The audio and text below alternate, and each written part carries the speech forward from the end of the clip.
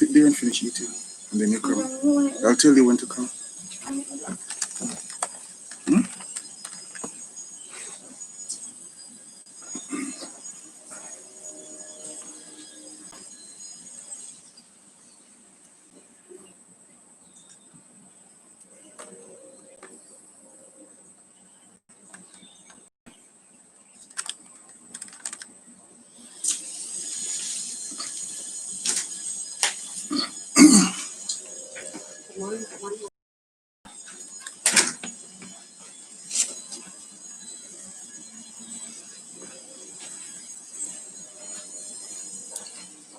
Some here.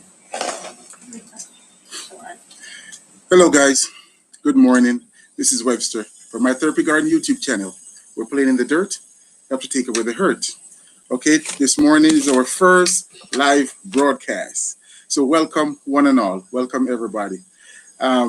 First, for subscribing to my channel, thank you so much for the support and the love that you've given to me, my family, and this channel. And, I'm so glad that we can garden together. Okay, so we're going to have a question and answer session today. Formally introduce myself and my family, and then I'll take your questions. Just want to welcome everyone in the room. We have Chelsea. Hi, Chelsea. Victor, Valerie, thank you so much. Senora Trump, welcome. Marlene, hi. Diane, welcome. Thank you. We have people from California, Miami, Michigan, New Jersey. Of course, we have from the Cayman Islands, Florida. So we have a whole national and international group this morning. Thank you so much, Jackie from Boston, and Eric from Pennsylvania. We have Chelsea, Prince Billy. Good morning, Prince Billy. Thank you for joining us. E.T. from England. Welcome from across the pond. It's so good to have you guys here. Yes, we have Eva from UK again. Chelsea. Senora Trump, thank you so much for the hearts. Linda from Maryland. Okay, so first, I want to introduce you to my family. Come here, sweetie. Marissa. Of course, you've seen my daughter before in the video, Racine, my pride and joy. She was my cameraman at first. So, camera girl. So thank you, sweetie, for being a good camera girl. And thank you guys for your patience. Sometimes the camera is a bit shaky, but you guys were patient with me. I really appreciate it, and thank you so much. For my better half, my wife, Roman, my pillow, my rock. I couldn't have done any of this without her love or support. And I really appreciate you, baby.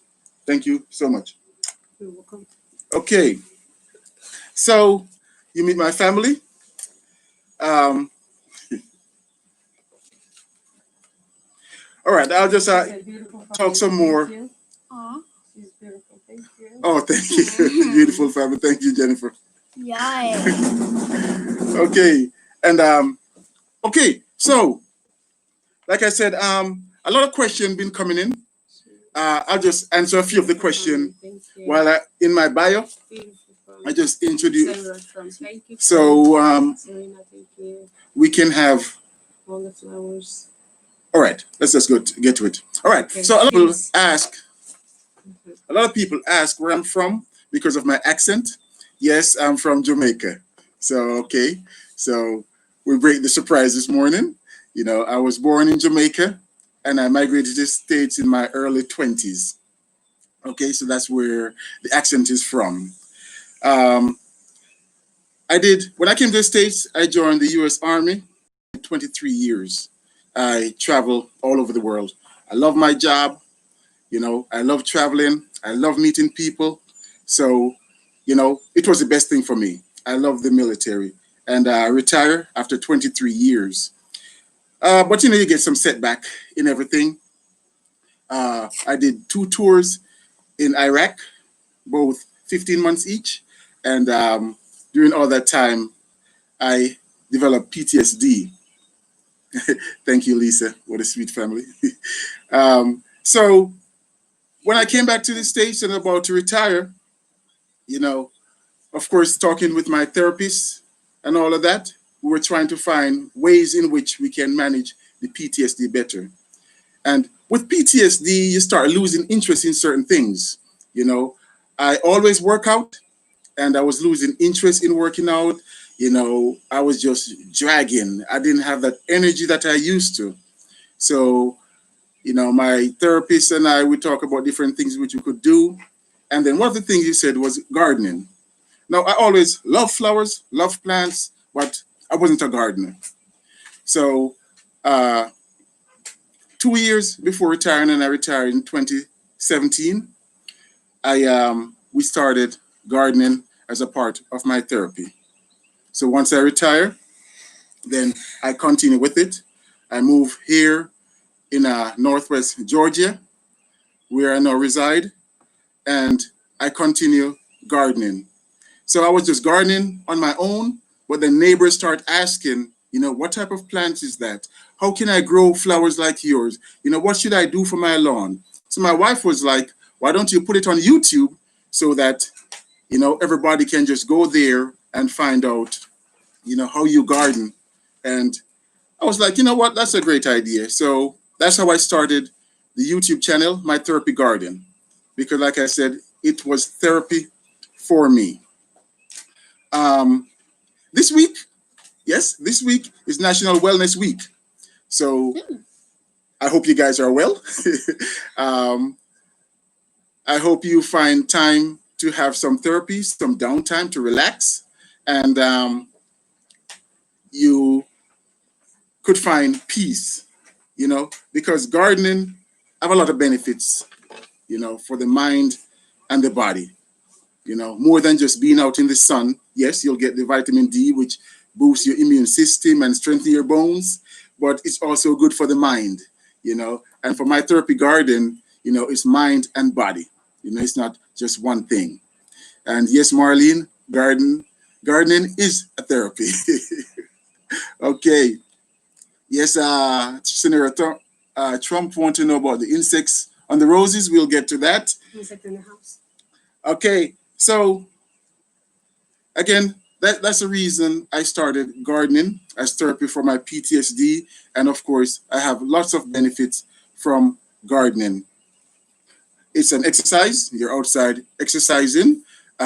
If you have your Fitbit or any of your watches, you can count your steps. And I'm pretty sure going back and forth, you'll hit your 10,000 goal in no time.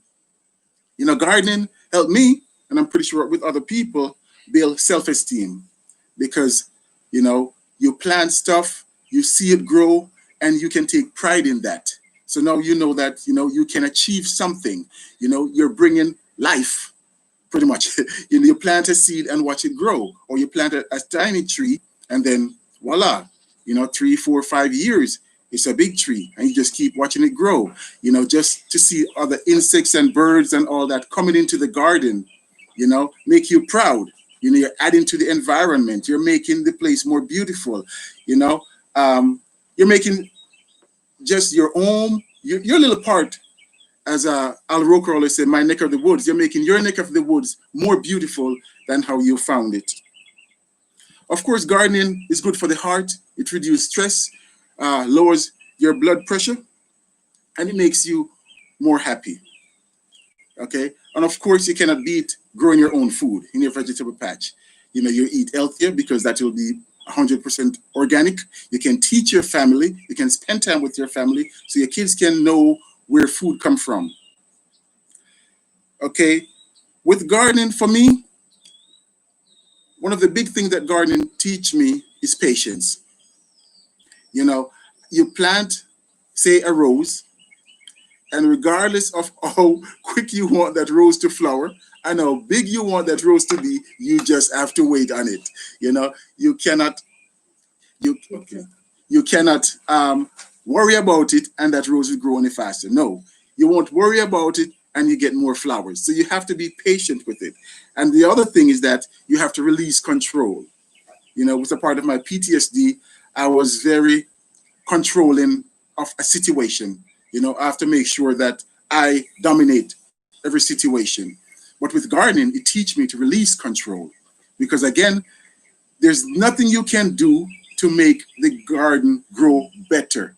I mean, in terms of like time. I mean, you give it the water, you give it the fertilizers and all of that, but there's nothing else you can do. You just have to release control and watch that plant grow. And the best part, which I love, is that it connects me with others. On a small scale, it connects me with my everyday neighbor to my right and to my left. It connects me to people in the neighborhood who are starting to ask them questions. It connects me to you guys. You know, that's the greatest part. You know, here in Georgia, here in the United States, and of course across the world. India, we got people in the Philippines that follow us. We got England, Canada, Australia. We got Jamaica. We got Trinidad. We have a lot of the Caribbean islands. We have, I think, in Vietnam. We have all over the world, all over the world. You know, so I'm connecting with you guys. You guys are connected with me, and we're building a family. So gardening, you know, connect us with others. And in Japanese, there's a word called Shinrin Yoku. Shinrin Yoku, which literally means forest bathing. That means you go out into nature, into the greenery, and you just bask in nature, and it reduces your stress. It reduces your anxiety to the point where doctors in Japan are now prescribing this to their patients. So just go out in the natural world will help you. It will reduce your stress, and it will help you to live a healthier, stress-free life. Okay, so that's the benefits that I have from gardening. From Orlando. Who's from Orlando?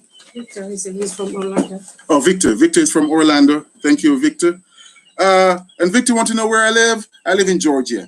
I live in Northwest Georgia. Victor, for my zone, climate zone, that will give me 7B. 7B.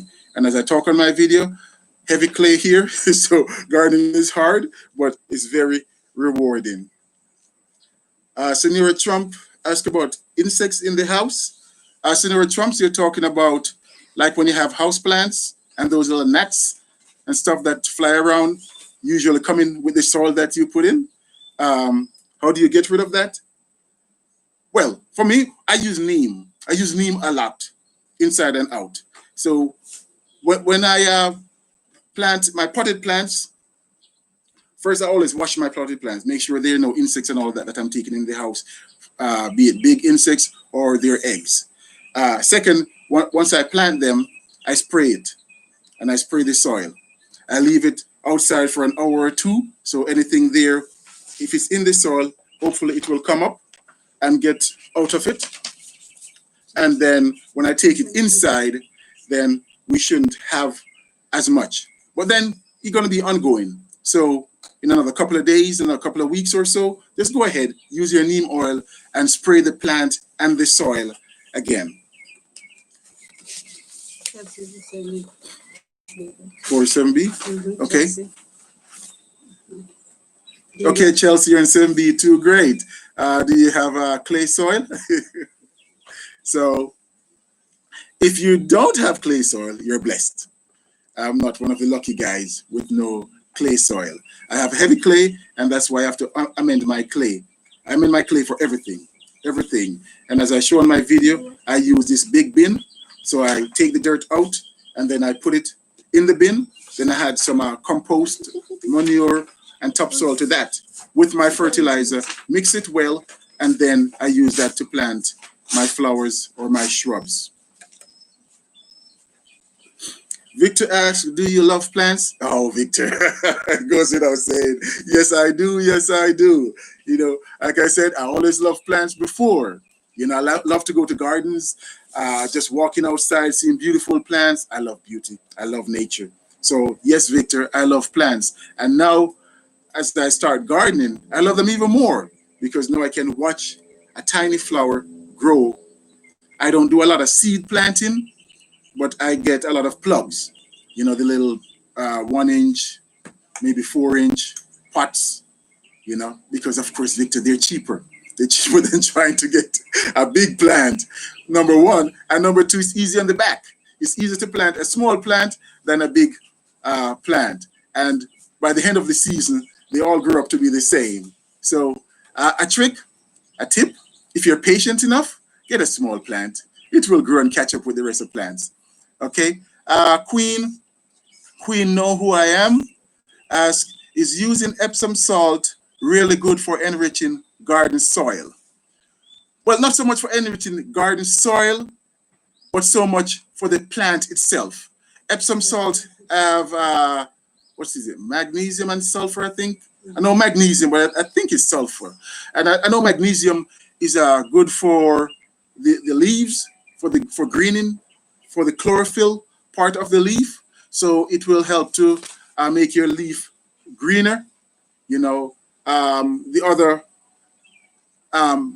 what would it be? Magnesium would be not a salt, but the other minerals that it has in it also stimulate the roots, to help that plant to grow. So you wouldn't just throw the magnesium salt willy-nilly in the soil itself, but you can sprinkle it around, we'll call it the drip line of the plant, right around the root, kind of just work it in, say go in the soil a little bit, and then you can water it in. Or if you want to make it more soluble, 1 tablespoon of your Epsom salt to a gallon of water and use that to water your plant. You don't have to put it on the leaves. However, if like your roses and all of that is getting yellow, then you can use it to spray on the leaf and it will help in the yellowing of the leaves. Okay, let's go to a simple, slow living. Say, I got here late, but I am the one who asked if you would tell us how PTSD is going with this therapy. Did you discuss this already? Yes, simple, slow living. We talk about my PTSD and how it helped with gardening. As I said, it was suggested by one of my therapists, and I like flowers. I like to garden. Well, not to garden. I like gardens. I visit a lot of public gardens, botanical gardens in around Georgia here, but I never dig in the dirt for myself until it was suggested by my therapist. So once I start digging in the dirt, I see the added benefits. And we quickly went over some of the benefits. For me was, I said, patience, because I didn't have patience. With my PTSD, I'm very anxious, so anxiety. So it helps me to calm down, lower my blood pressure. It helps me to be more patient because, like I said, worrying about a plant won't make it grow any faster. You just have to wait on it.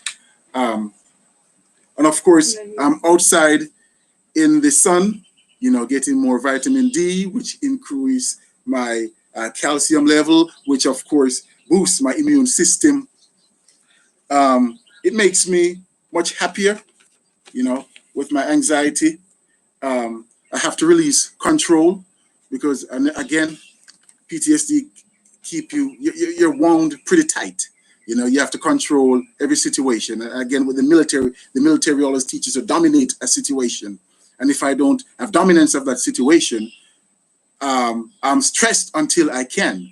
But with gardening, I have to release control, leave it to God, so to speak, leave it to Mother Nature to take control of that. I hope that answer. If you have any direct question there, you can ask it. A direct question if you want that. Go slow garden. What's your favorite plant from Eva? Eva M. Ask what's your favorite plant. You know what I'm gonna say. You can't choose one, right? You can't choose one. But my big ones, I love conifers. Swarf, those small cone-bearing plants, like your pine trees and your not viburnum, but your arborvitaes, even a juniper. I love conifers and I love the dwarf one. I love maple. Japanese maple, that's my favorite tree. I never see a Japanese maple that I hate. I love all of them. Okay? For my flowering plant, yes, I love roses. I'm kind of partial to roses in a romantic way. I love roses, and I'm always drawn to red roses. My wife's favorite is white. So, of course, we have a lot of white roses and red roses. I love all of the roses. Oh, David Austin would be, of course, my absolute favorite. We know David Austin is an English shrub rose, which smells amazing, as I always say, right? And beautiful petal. I love David Austin roses. Chelsea, I do have a device for spotted lantern flies. They are all over my fruit blackberry bush. You have a device for spotted. Okay, for most of the flies, Spotted it's flies. summer now. So most flies and their larvae, we're gonna be fighting that all through the season. Uh, so Chelsea was asking advice for that on her berries, Spotted blackberry, yeah. on her blackberries or other berries. You're gonna have it on your tomatoes. You're gonna have it on your roses. I'm battling those on my roses. I use neem a lot. Um, they don't sponsor me. I wish they would, but it works, and I can only tell you what works for me. Neem oil is organic, and it kills most of the bugs and their eggs. Okay, so I use neem a lot. So I use it inside for my inside plants, and I use it outdoor for all my outdoor plants, and it's safe. You know, the neem oil. Some people said it burned like the leaves of their roses if they spray it in midday. I don't have that problem, but if you do, and maybe because I always spray my plants early morning before the sun comes up, so it can have good contact with the leaves before it evaporates up. So maybe that's the reason why I don't have burning, but I use neem oil a lot.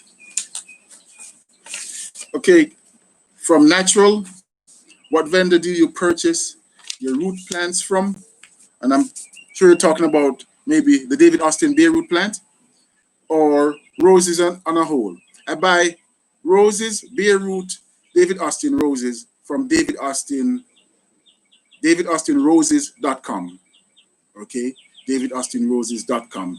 My other hybrid tea roses, I get those from Lowe's, I get it from Home Depot, and I also get it from Sam's Club for some bare root roses.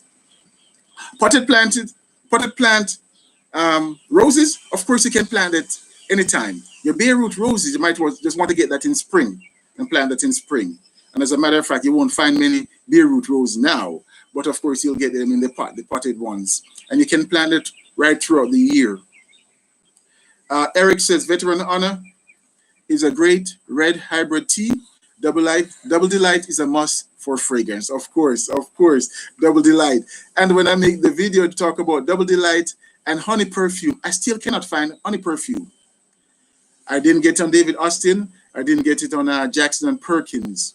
I checked all my local nursery in the Georgia area here, especially in the Atlanta metropolitan area. I didn't get any honey perfume. So if you know where I can find some honey perfume, and I guess now it have online, or if you know of a little small shop somewhere here in Georgia, which has honey perfume hybrid tea rose, let me know. I'm looking for that one. It's highly fragrant. But of course, Double Delight and Mr. Lincoln. Oh, that one is just awesome. I love Mr. Lincoln. So yes, Eric.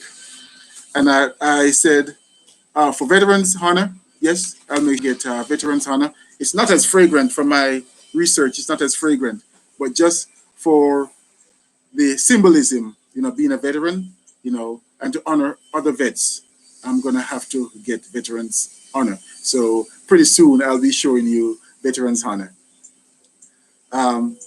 Take another question, Anthony. I love your show, brother. I too am a retired United States Army combat veteran that suffers from PTSD. I'm always looking for a natural way to relieve my stress and anxiety. This is very helpful. Thank you, Anthony. Thank you. Garden is a natural. therapy for PTSD. You know, playing in the dirt, you have to take away the hurt, right? And there's just something about, you know, going out there and digging in the soil. Um, the researchers say it's the microbes that's in the dirt when you come in contact with the hand for some reason, you know, something happens, some chemical reaction happening, and your hormones start flowing, but somehow it causes relief. You know, from my research, I cannot pinpoint what exactly it is. They just talk about the microbes in the dirt that helps. And of course, like I said, just being outside, the Japanese call that forest bathing, just being outside in fresh air with nature help to reduce stress. You know, and research with the Japanese also show that just looking at a painting of nature, just looking at a painting of nature reduces your stress, sorry, reduces your stress and help you to heal faster from surgery, you know? So it's not just a mind thing, it's also a body thing. And gardening is just amazing. Okay, you're welcome, Senora Trump. Thanks for your advice. Eric, you will be able to get more variety bare root rose mail order. I'll send you a link. Thank you. Thank you. Yes, sweetie. Someone said, Uh-huh. Chelsea C said, your daughter is so beautiful. Does she have a favorite plant? Okay. Yes, I do. Chelsea, you said my daughter, she see that one? Okay, tell them what your favorite plant. I like roses because they start with the R and they're like very pretty flowers, and sometimes some of them smell good. Okay. You get that, Chelsea? She loves roses. Start with the R. Her name is Racy, so R with the roses. And of course, she loves the scent of roses, you know, being Yes. out there. They're very pretty. Okay, Valeria, how do you deter pests like chipmunks? They are cute, but disturb the plants a lot. Thank you for that, Valeria, because I have a chipmunk that's bothering me. Okay, I dig up the plant, and every morning I go out there. I try to put back all my mulch and all of that, and I'm trying to find a natural way. Yesterday I bought. It's called Deter All. Deter All. All the pests. It deter deer. It deter skunk, chipmunks, squirrel. That's what it says. I cannot say if it's successful yet. I just sprinkled it around the garden last night. So maybe in another week or two, then I can tell you if it works. But that's what I got right now, deter all. They say it's a natural way because I'm trying not to kill the chipmunks. Yes, they're little and cute, but they just tear up the garden, you know. So we have to get rid of them. And you can Google online for other ways in which you can get rid of them. You might be able to trap them, and but we can use deter all for now. Said a hi from Norway. That's Liv Olsen. Olsen. Liv Olsen. I hope I'm not messing up your name. So hi Liv, there in where's she? In Norway. Thank you for joining us all the way from Norway. Okay, let's get another one. I'm in Zone 7. That's Joycelyn Bell. I'm in Zone 7, and I suffer from anxiety and feel like I always have to be the leader and in control. And listen to you make me realize why I like gardening. I love your channel. Thank you so much, Joycelyn. And like I said, yes, it does. You know, with PTSD, you have to control every situation. You have to dominate it. But with gardening, it helps you to slow down, to be patient, and to release control. And sometimes we just have to let it go. That's it. Let it go. Mm-hmm. Okay. We have who, baby? Rosa. Rosa Maria Gonzalez. Muchas gracias. Muchas gracias, por favor. Oh, sí. Uh, Por favor. Love you. Okay. Rosa from Muchas. Mexico, Pueblo, Muchas. Mexico. Thank you. Thank you so much for joining us. I don't do a lot of Spanish. I can only say the basic. Hola. So hello. Gracias. I can say muchas Gracias. gracias. Thank you very much. Amigo. I love Adios. you. Thank you so much for joining us from Mexico. Somebody say you have Facebook.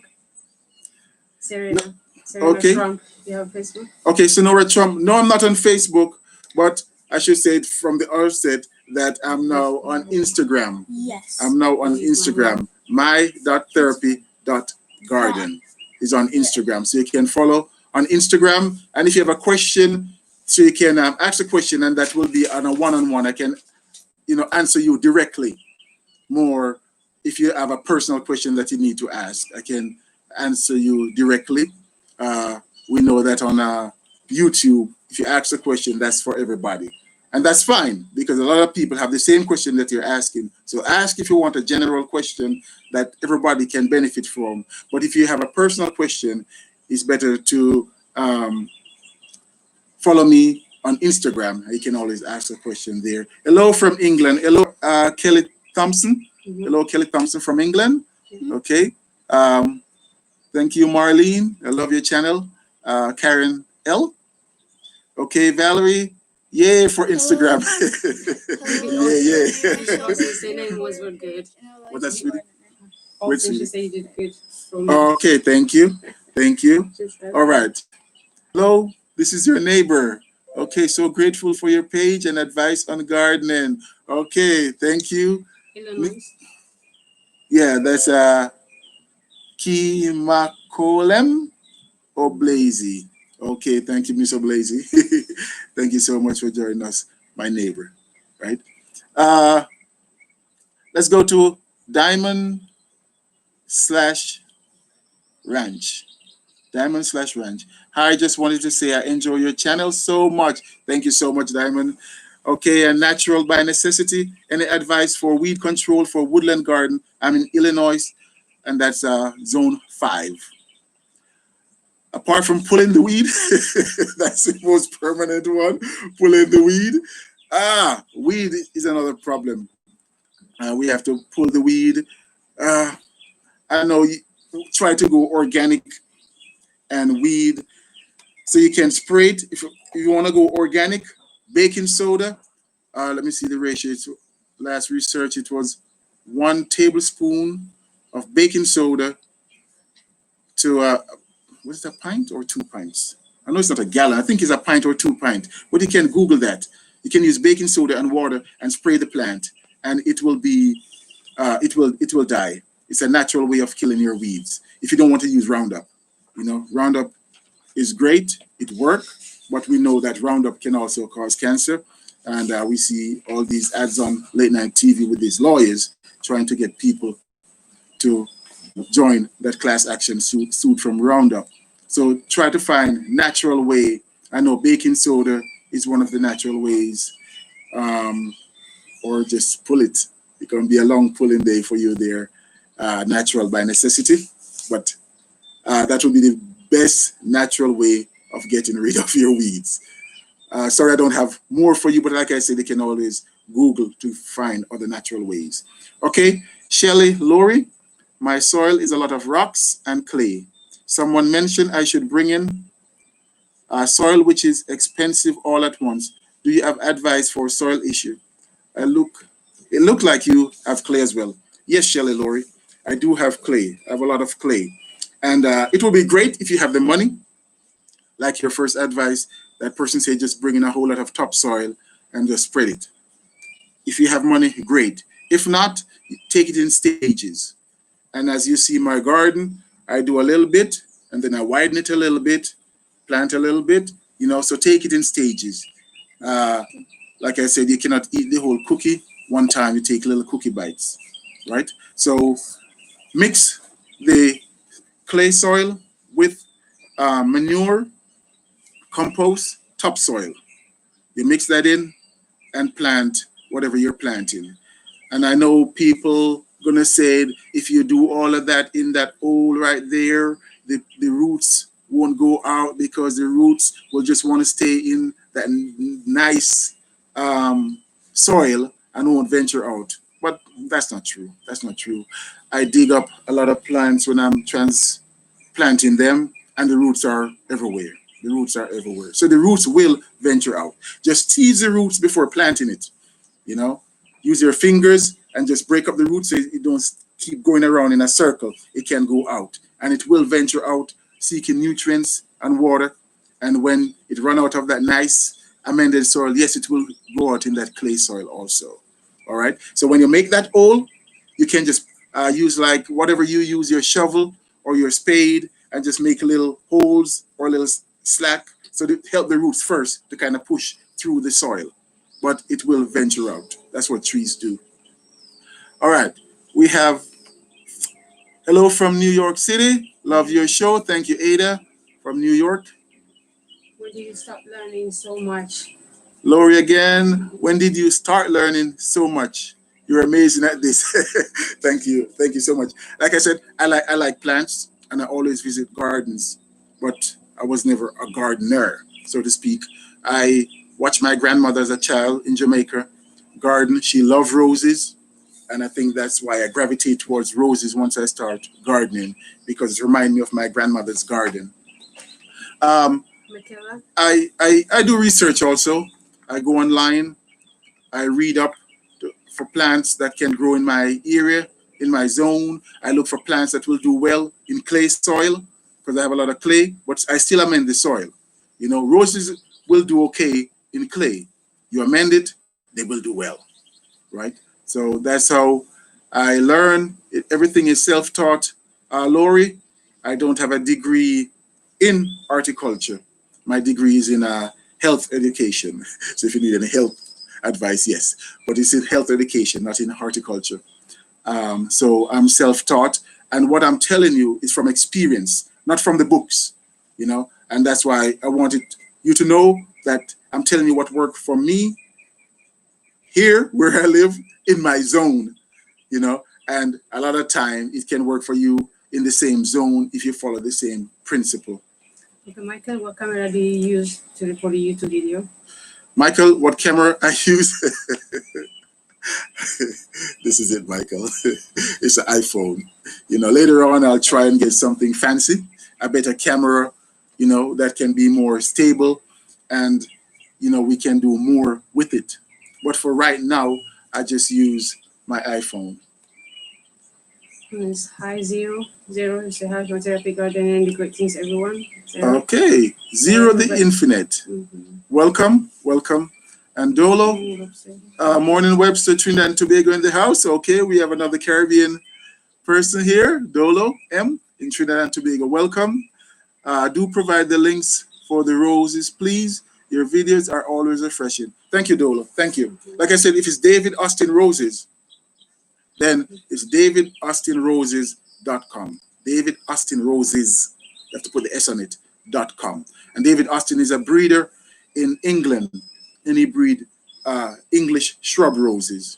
Okay. He also have an American subsidiary. So we here, our rose will come from the American subsidiary. I think they're in Dallas, right? So we here in America, the Caribbean, will come from Dallas, and if you're in Europe, yours will come directly from David Austin Roses in England. Heard that weeds are herb. How to is that? Weeds are herbs? Yes, of course. Weeds are herbs. A lot of things we call herbs, a lot of things we call weed, other people might consider it flowers or herbs. That question is from Zero Infinity. Is that infinity? Yeah. Zero the Infinite. Yeah. Okay. So yes, weeds are herbs also, but some people garden with their weeds. Not all weeds are bad. Some people like dandelion. We don't want it in our lawn, and we try to fight it. But if it's not in the lawn, dandelion is a great weed, and we know that dandelion you can use it as medicine also. And you always notice that kids gravitate towards dandelion. You get the little yellow flower, and always been picking the flower off and blowing the little the seeds all over the place. Kids love dandelion also. Prince Billy, what kind of mulch do you use? It looks like a straw in the video. Yes, Prince. I use pine straw on my hillside. I use pine straw. I use pine straw in the front, and immediately around the house, I use pine straw. Then, right outside of that, excuse me, I use cypress mulch. I use cypress closer to the house because termites are not attracted to cypress. Termites are not. So close to the house, immediately beside my wall, I use pine straw. Then for wood chips, I use a cypress mulch. And then as I move further out, then I just use regular wood mulch. Okay, hope that answers it. You do, can I say something from Germany? Okay.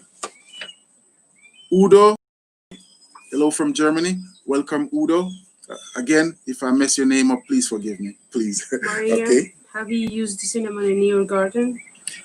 Or do I use cinnamon? Cinnamon. Have you used cinnamon in your garden? I don't use cinnamon. I'm not sure what that's good for, Maria. Maybe you can tell us. Maria Isabel Rachels. Yeah, you can tell us how you use cinnamon. I'm not familiar with using cinnamon. I know cayenne pepper, one of the deterrent of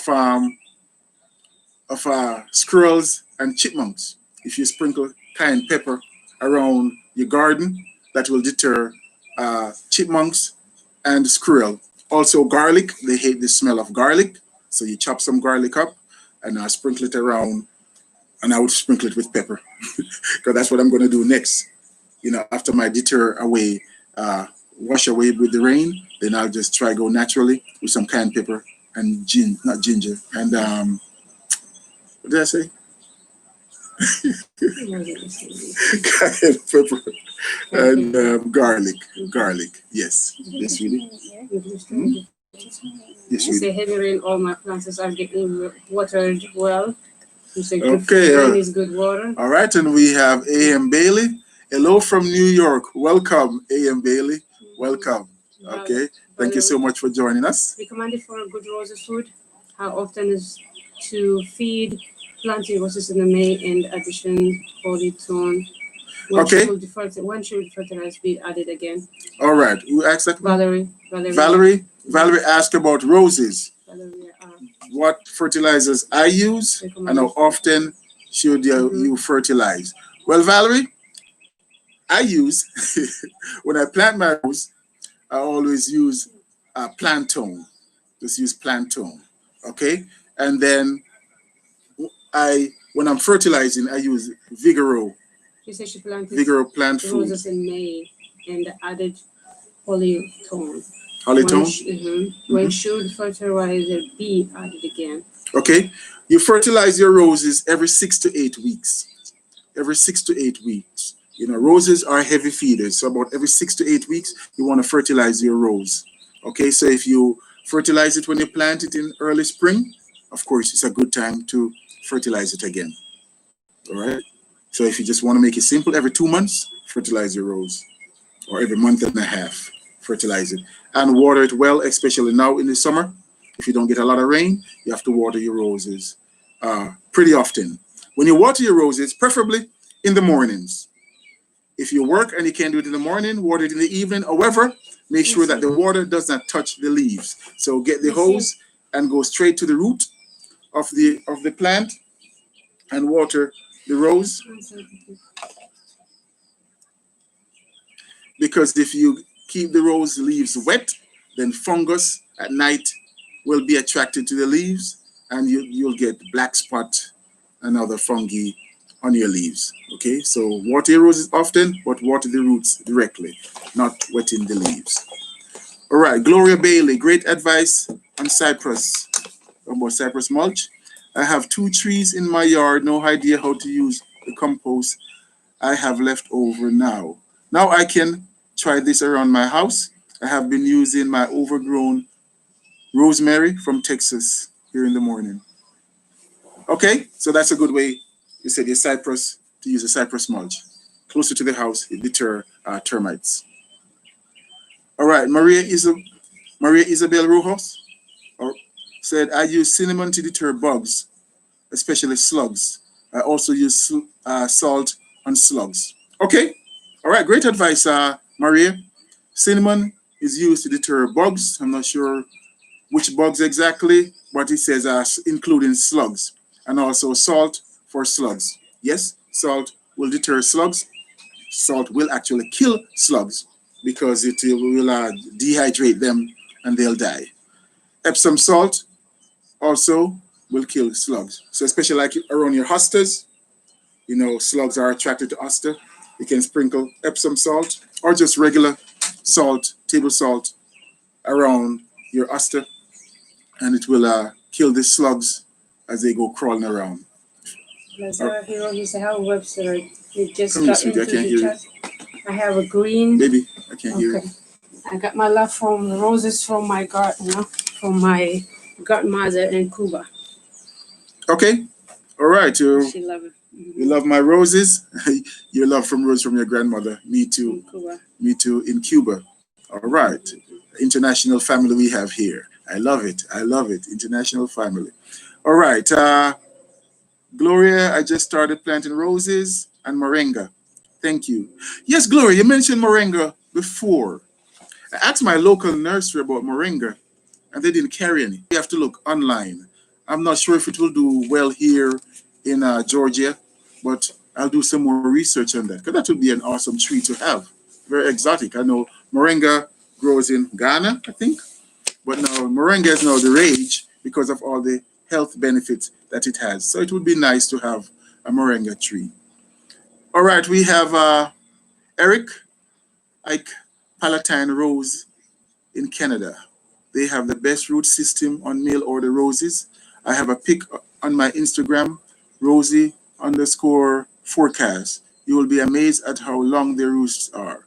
Okay, we'll check that out, Eric. But if you need more info about Rosie, you can check out Eric Instagram, Rosie underscore forecast. And he give you information on the Palatine roses in Canada. All right, Tara. Tara said, hello from the US West Coast. Thank you for sharing your knowledge and beautiful garden with us. You're welcome. How much time do you spend watering, and do you water by hand or have an irrigation system?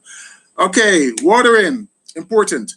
Yes, I have an irrigation system. I have an irrigation system here. However, I try not to use it as much. I mostly irrigate the grass in the front of the yard. For the other plants, I use my hose and I hand water it because I don't want to use the irrigation system to water the roses. Okay, because like I say, you don't want the water to be sitting on rose leaves. That's what attract fungus and mold and getting black spots and the yellowing of the leaves and all that.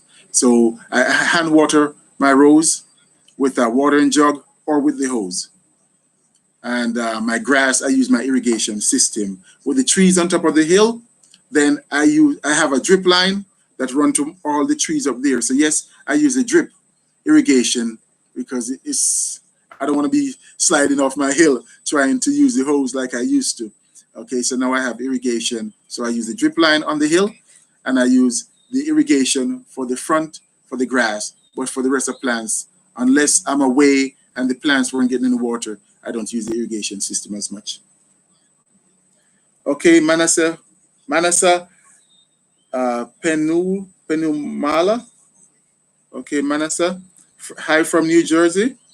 Have heard gypsum help break and improve clay soil. How helpful it is.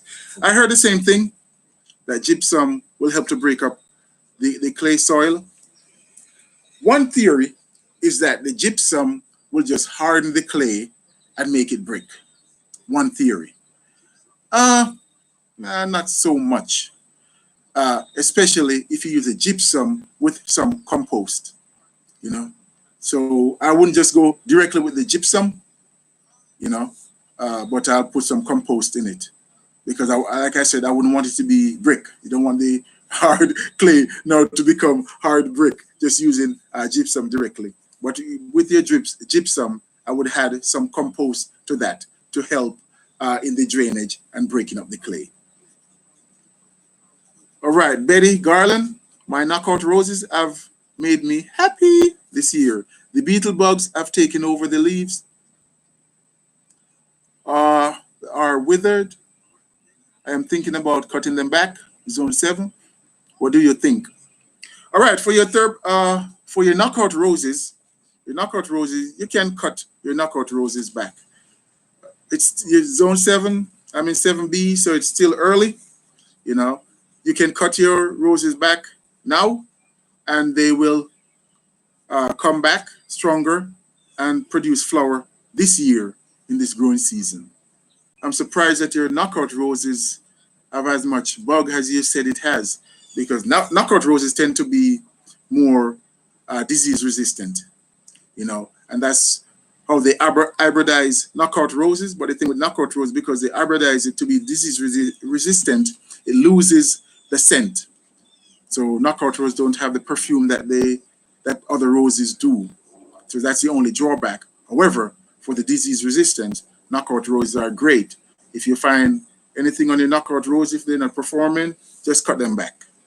You know, you may not want to cut it back like I did in the video, cut it back to 6 to 8 inches, but just cut it back and let it regrow and it will flower. Okay. Yeah. So do you have the Gukuko orchids? No, I don't have any orchids indoor. I have no orchids indoor. My neighbors have orchids and they are gorgeous. Okay. But I got an orchid last year and it after the flowers fall off, nothing else happened. Nothing else happened. So I didn't want to stress myself out in trying to fight an orchid. I believe in tough love. You survive. I'll go with you. If you're dying on me, then I know something is wrong and I'll just move on to something else. And with that, I'll say that allium, I love allium, just to make the point that, you know, I don't stick with a plant that won't do well. Allium, I love allium. Allium is great in the rose garden, but allium hate the heavy clay. I amend my clay and I plant allium. They didn't make it. They didn't make it. So for now, I give up on allium. It doesn't make sense buying more because they won't survive. You know, your garden should bring you joy, not stress. So if you have a plant and it dies, and you might get it again because you really like it, but if it dies, something is wrong. You know, if it's an indoor plant, something is wrong on the inside. It might not get enough light, too much or too little water, you know, or something is indoor that's wrong with it. If it's an outdoor plant, then again, could be the same. You know, you have to, as the gardeners always say, right plant, right place. So you have to make sure you place the garden at the right plant, the right place. So if it's a sun-loving plant, plant it in the sun. If it loves shade, plant it in the shade. Don't take a shade-loving plant and plant it in the sun, or it won't survive, right? But I believe in tough love. So I have some shade-loving plants in the sun, like my Japanese maple, because I get them small, and my trees are still small and I'm shading it out yet. So hopefully in 10 years, my Japanese maple will be thriving. But I just hope they survive now to get to that stage. All right, so Elizabeth, tell us, do you use cinnamon powder or powdered cinnamon? And somebody else asked that, and no, I don't. They said cinnamon will help to deter bugs. So if that's what you hear, you can go ahead and try that and let us know, you know, if it works. In South Florida, Sketches, hello. Do you offer private sessions on Snug? I guess Snug is some chat or some other. No, I don't. I'm not on Snug. I'm not even aware of Snug. But Instagram, I'm on Instagram, my.therapy.garden. So you can follow me and then you can ask direct questions on Instagram and I can answer you one-on-one. All right, so we have Gloria Bailey. Yes, Georgia can grow moringa in the red clay. Wow, it takes a little work, but can be done. My sister have a few trees just outside, and that's in Shelville, Georgia. All right, thank you, Gloria. So moringa plant will grow here. A little extra loving for it, but it will survive. Okay, that's good to know. Like I said, I like exotics, so I will definitely check out where moringa is, and I'll get that. Yes, Gloria Bailey, another one says great advice on cypress. Okay, we did that one already. Oh, Maria, I use cinnamon to deter bugs, especially slug. I also use salt on the slugs. Yes. So Thank you. Work for her, I guess. So it works. So it does work, cinnamon, according to Maria. All right. So Adra, Bruce,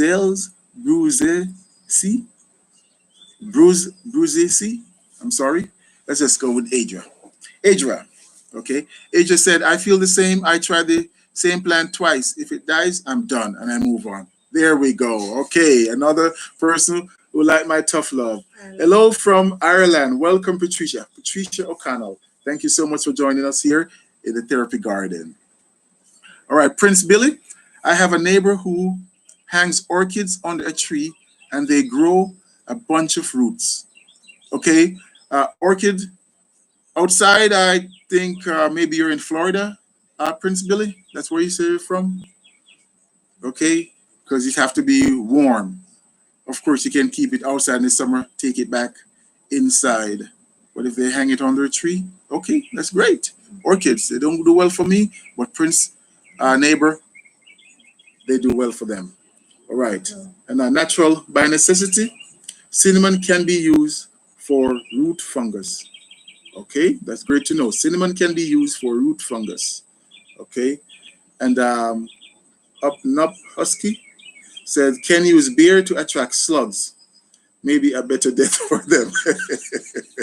Okay, we use beer to attract the slugs. I heard of that one. Yes, you know, you put beer in a container, and those slugs will crawl into the beer, and they'll die. Right? So they'll die happy. Maria, she said also cinnamon is good for us rooting powder. Okay, rooting powder. Mm-hmm. Cinnamon is good as a rooting powder. Okay, good as a rooting powder. Mm-hmm. So if you are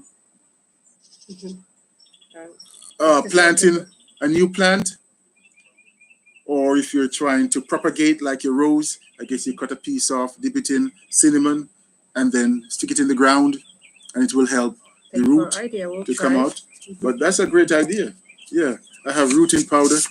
But hey, cinnamon. I also have cinnamon in the kitchen, right, baby? So we can also use that, a natural way for rooting our plant with cinnamon. Okay. Oh, just thank you so much. You said my name perfectly. You're so kind. Yes, Prince, you're in Florida. Okay, that's what I assume, because orchids growing outside. Sansevieria, you guys grow them outside. I love Sansevieria as an indoor plant, and I know you guys can grow those outside. I know also another plant I love indoor is what's that plant with the pretty top, the green bottom? Bromeliads. Bromeliads. I love bromeliads also. But whenever time I love bromeliads inside, I think they don't get as much sun, so that color on the top always fade, and all my bromeliads are green. So I don't want more green in the house. I want color, so I stopped growing bromeliad. But I know in Florida they grow well outside. Betty, have a problem Betty Garland. Mm-hmm. My knockout roses have made me mad this year. Yeah, I read this one. The beetle bugs have taken over and the leaves. Do you tell about the beetles? Mm-hmm. Okay, Eric, using the tones, rose tone, plant tone is great advice. If your soil isn't acidic, you can use holly tone. The ingredients are similar among the tones, just slight differences. Buy what's on sale. Great advice, dear Eric. Great advice. Yeah, the tones are great. Plant tone, holly tone. I used holly tone when I was planting my asters, and I make the video of my phlox, my garden phlox, which I use holly tone. I use holly tone on most of my evergreens, my conifers, my camellias, acid-loving plants, my gardenias. I use holly tone. Other things I just use plant tone with it. Yo, hi from Korea. Hi from Korea. Yo Plantner. Yo Plantner. Thank you for joining us from Korea. I told you it's an international blend of people. I love it. Thank you for joining us. Natural by necessity. Webster, do you heck plant pH? If, how do amend? Okay, I never check my soil pH. If that's what you're asking. If I ever check, I'm pretty sure it should be checked. It says heck. Mm-hmm. We know how serious you always correct your spelling even when it's good. So do I ever check my soil pH? No, I never check my soil pH. She said she checked it already. Yeah, she said it. Okay. Yes. Do you check your soil pH? I never check my soil pH. I just go with clay-loving plants. That's what I look for first. That's the first thing I look for, clay-loving plants, and then I experiment with other plants. The ones that do, okay, great, we continue. Like phlox, I had some phlox when I just moved in, and they came back, so I know I'm going to repeat my phlox. And like I said, allium, I tried the alliums. They didn't make it, so no more allium. Foxglove, love foxglove, great in English garden. And yes, foxglove came back, so I got a few foxglove this year. Hopefully they'll seed. I can't wait for my foxglove to start seeding, because that's another thing. If you or a lazy gardener. No, I'm not. It's not lazy. If you like self seeders, because it you don't have to buy as much stuff if you have self seeders. So like for your foxglove, it will self seed, and you'll have foxglove for life. However, you know, if you don't like that plant so much, then you might have to be digging it up. But that's a great way of sharing, and that's what gardening is all about, sharing. So if you have a self-seeder like your foxglove, and you have lots of foxglove, dig one up, give it to a neighbor, share. That's what we do in the garden business. That's what bring communities together. Yo from Korea, he say what he's doing DIY. Okay, yo, Plantner in Korea, I am doing DIY crafts with plants and flowers. Okay, yo, you can check out Yo Plantner. He does DIY crafts with his plants. He uses plants to do craft in Korea. I'll check that out later. Yo, thanks for joining us from Korea. And also, Ozan Z. Hello, are there plants that help deal with flies in the summer? Bugs in the summer, flies in the summer, mosquitoes in the summertime. There are certain plants that deter mosquitoes, but it's not just planting the plant and that's it.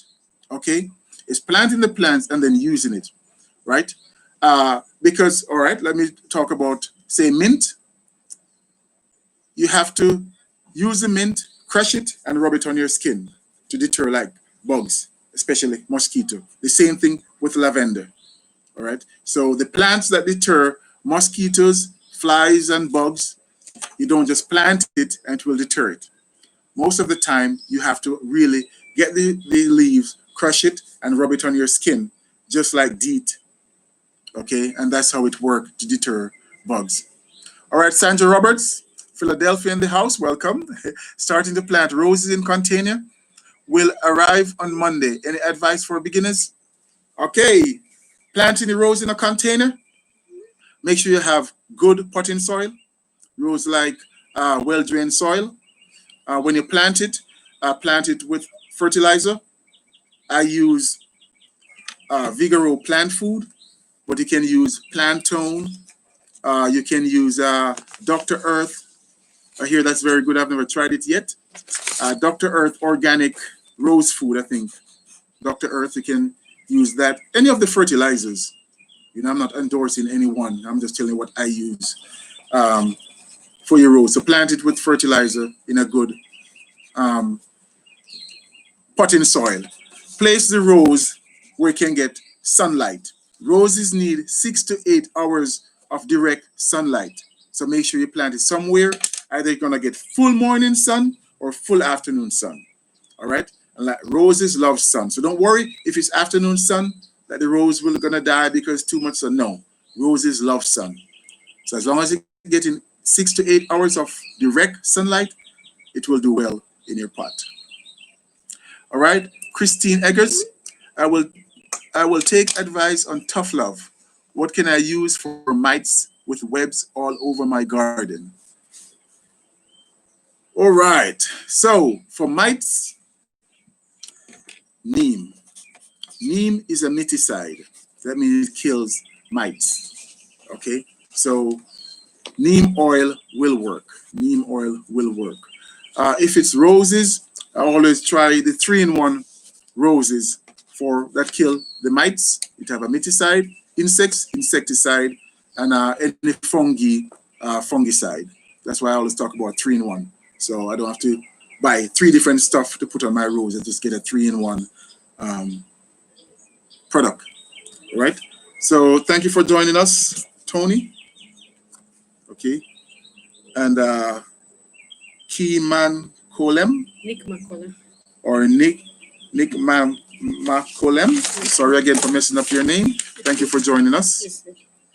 Lazaro, Andrea, Eva. Okay, we have, all right, let's see some new people we have here. Thank you all for joining.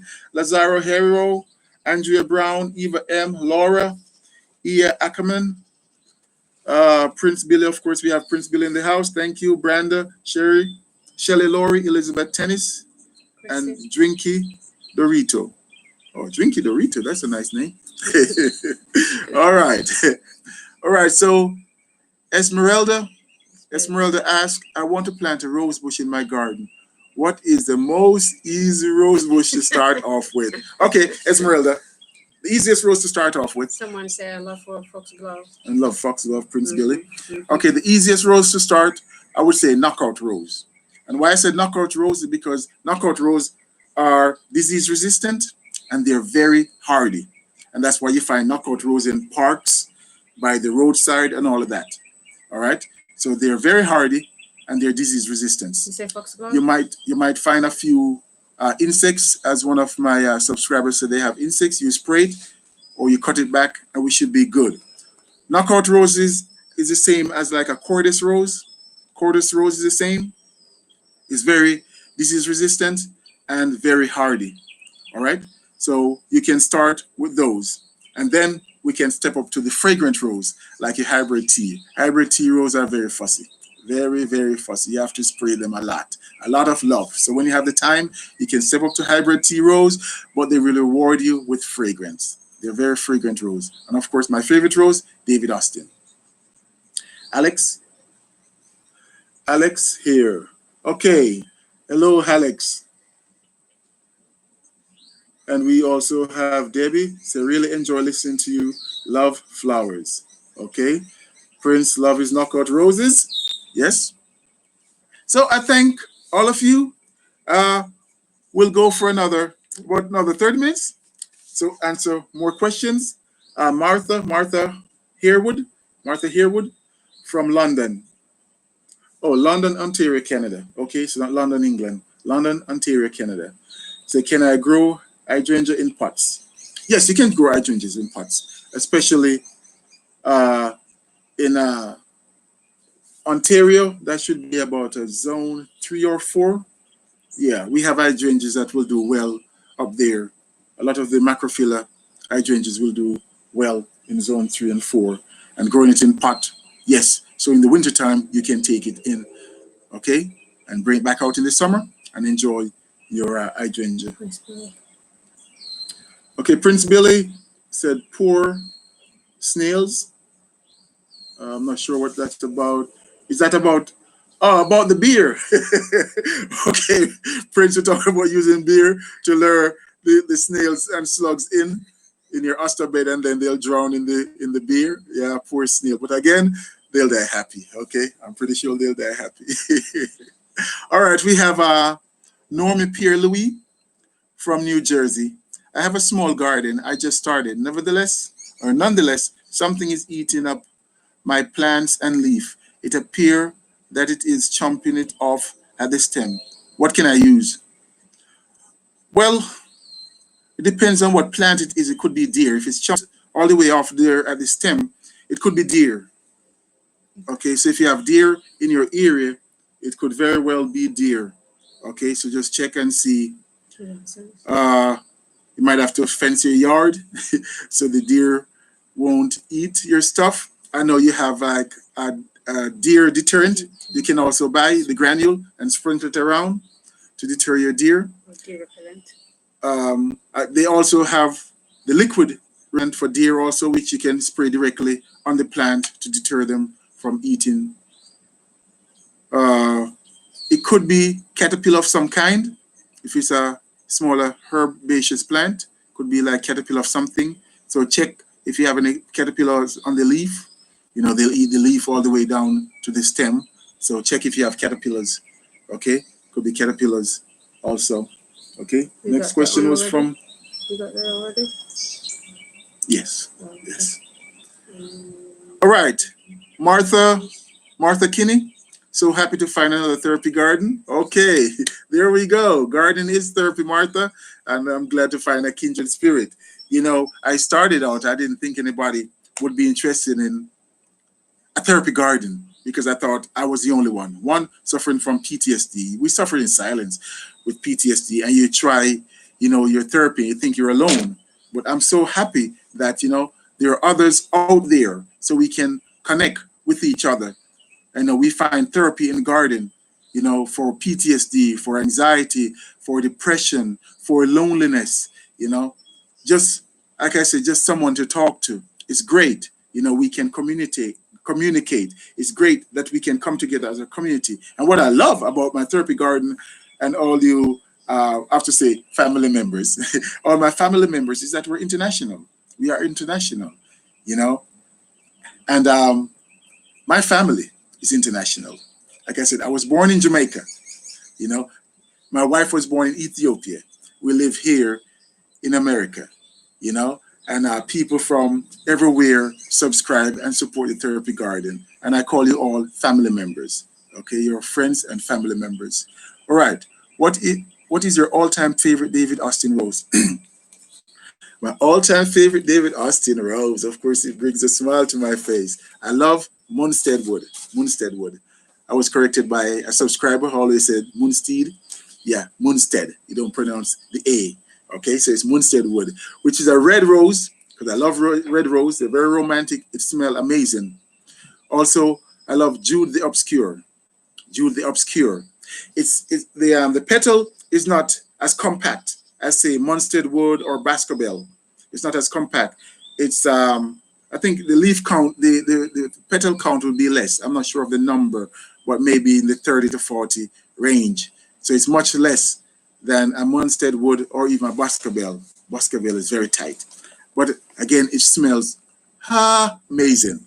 You know, I love the smell. I love the way, especially in the wind, the petals just flutter about. You know, I love Jude the Obscure. And as I said, Munstead Wood. So Jude the Obscure is like an apricot color. It's a more apricot, or I wouldn't say yellow. It's more of an apricot color, or might go a little bit in the orangey side of things. But I love Jude the Obscure and I love Munstead Wood. Baskerville would come in third. Love Baskerville. Climbing Rose, Bathsheba. You know, Bathsheba, Climbing Rose, or Lady of Shalott.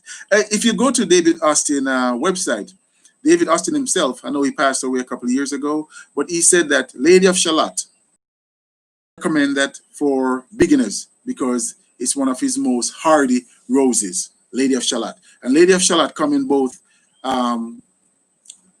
climbing rose and also as a shrub. So you can get Lady of Shalott in both. I have it as a climbing rose. But later on I'll get it as a shrub, you know, because he said that it's one of his most hardy rose. And he recommend that he highly, that was the word he used, highly recommended for biz. So that's a tidbit for you guys. Eric, you will be able to get more variety beer root rose via mail order. I can send you some links. Okay, thank you, Eric. Yes, and please send us that. And of course, beer root roses, you get more variety. But you get beer root roses in spring, early spring. Okay, in the summer, if you want to plant roses, you have to get potted roses, because of course, a potted rose is in the pot, in the soil already. You dig a hole and put it in. But a bare root rose would have nothing until that to start putting out new shoots. So the stress of the summer would be too much for a bare root rose to survive if you try to plant a bare root rose in the summer. So a potted rose, you can plant that all year. Okay. Be wild. How do you know when compost is ready to be added to the soil? Okay, and we talked about composting in about 3 videos ago. We talk about composting. Compost is ready when most, I wouldn't say everything, most of your materials is broken down into a black soily texture.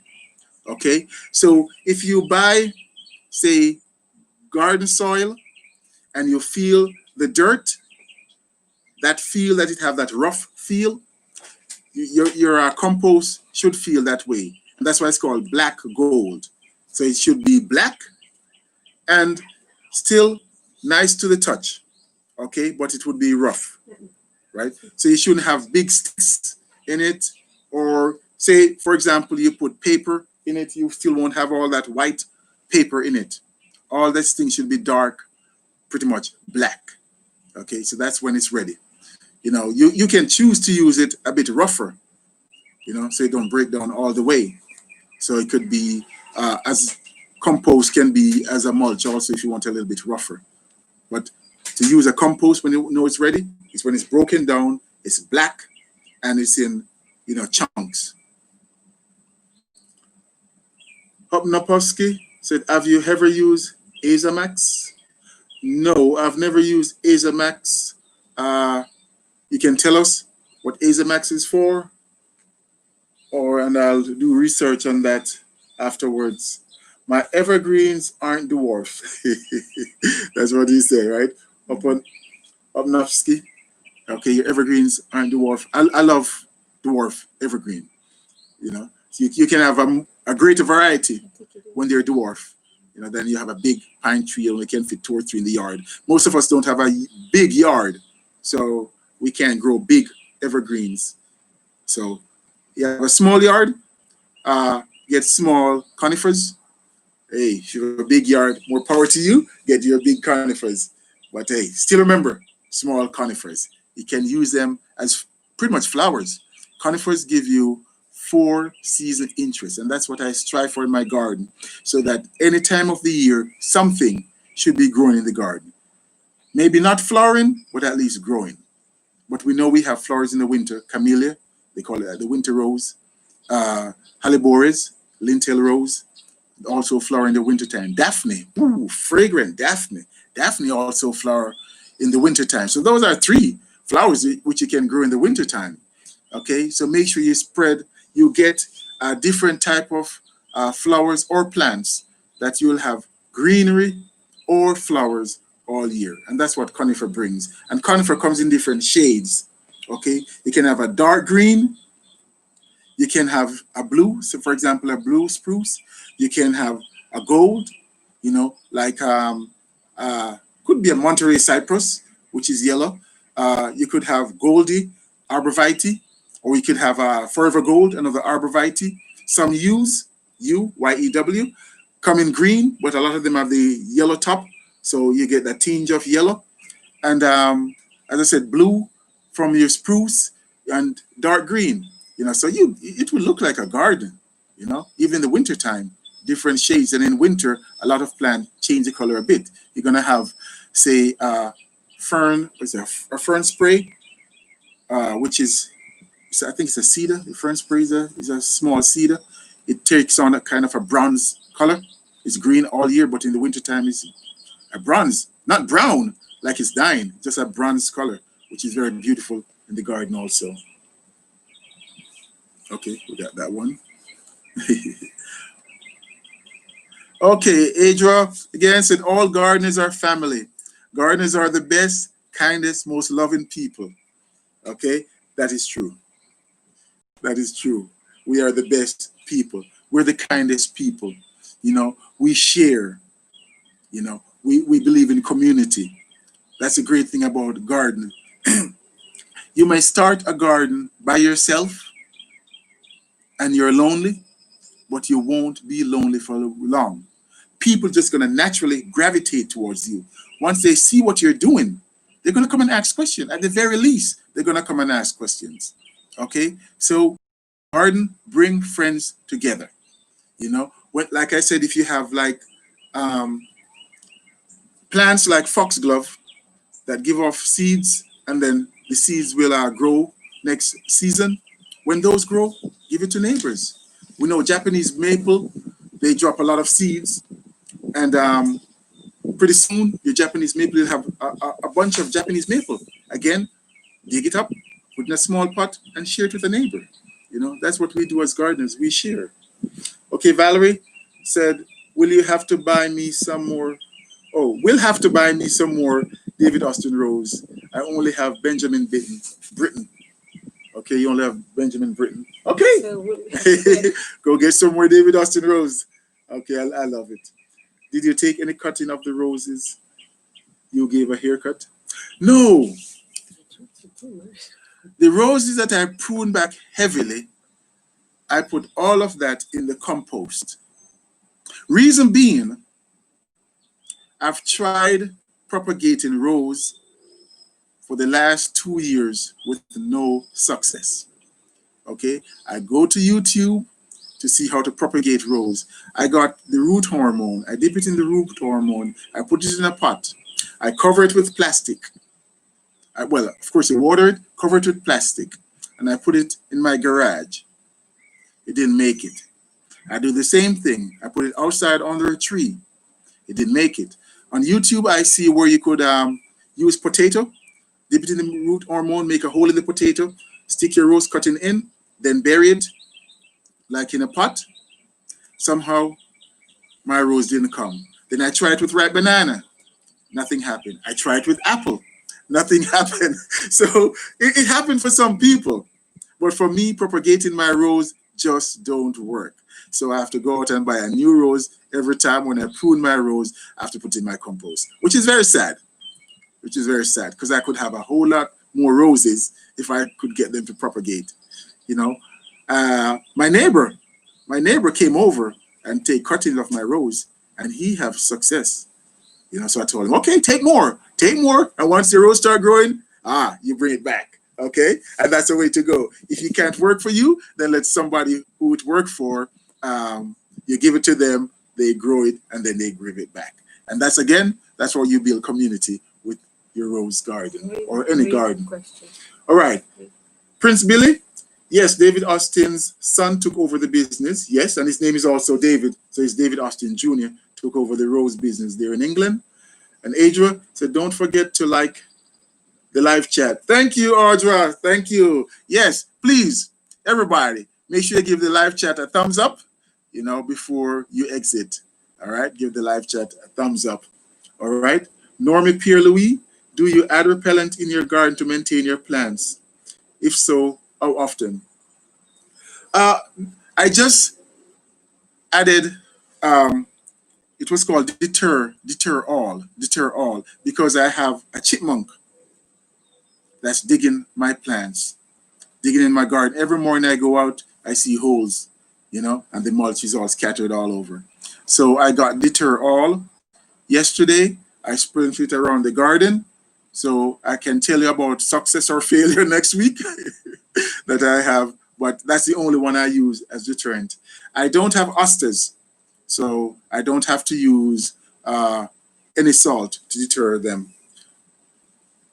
Okay, Azamax is a miticide, nemicide, and insecticide. And my yard is smaller than yours, and the evergreens are taking over. All right, thank you. Telling us what Azamax is. It's a miticide, insecticide. Okay, and you said your evergreens are taking over the yard. Then what you can do with the evergreens too, just cut them up. Okay, limb them up. So it will look like pretty much a lollipop. Okay, so you can raise the canopy of your tree. So you can garden underneath it. Okay, and then the canopy will provide shade for shade-loving plants. Your heuchera, shade-loving, your astilbe, shade-loving, your aster, shade-loving. Okay, so you can plant those under your conifer. As I said, just raise the canopy of the conifer and thin out some of the branches so the sunlight can come through, so you can have filtered light. So your yard don't have to be in total darkness because you have mature trees in it. All right, Shelley Laurie, would you consider doing a video on planning a garden, including making changes or mistakes after planning? I'm starting my landscape from scratch, even my grass. Okay, Shelley Laurie. All right, I mean, that's something to consider.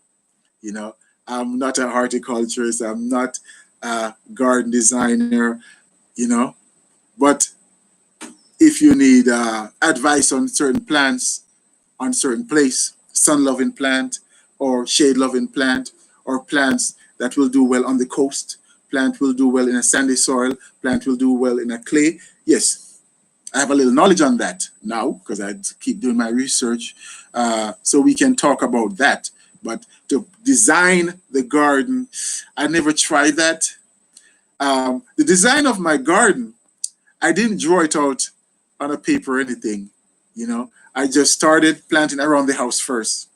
And then I said, okay, let's move out and plant, some more.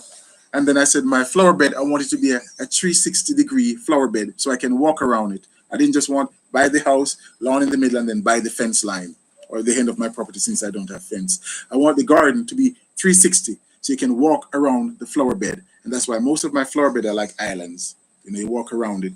Because this way, if you have a flower bed against a fence or against the wall of the house, then you have to follow the principle of short flowers to the front and the taller ones to the back. I don't want to be stuck on rules. I want my garden to bring me relief, not more stress. Therefore, I don't have to stress about, oh, this one is too short, this one is too tall. Wherever I plant, it will be fine because it's a 360 view I have. I can move around it. And again, with PTSD, I have to make sure that my garden is a therapy. I can relax in it. And that's what worked for me. But if you need some advice, yes, I can give you some. But I've never tried designing a garden, but we can work on that, okay? Okay. Hi to Christine Eggers. Isabel Answer. Hello from Connecticut. Hello. Cheryl Days. I love your video. Thank you. Thank you so much. Casey Sagan. Casey Sagan. It is good to see you smiling and positive. Thank you so much. Natural by necessity.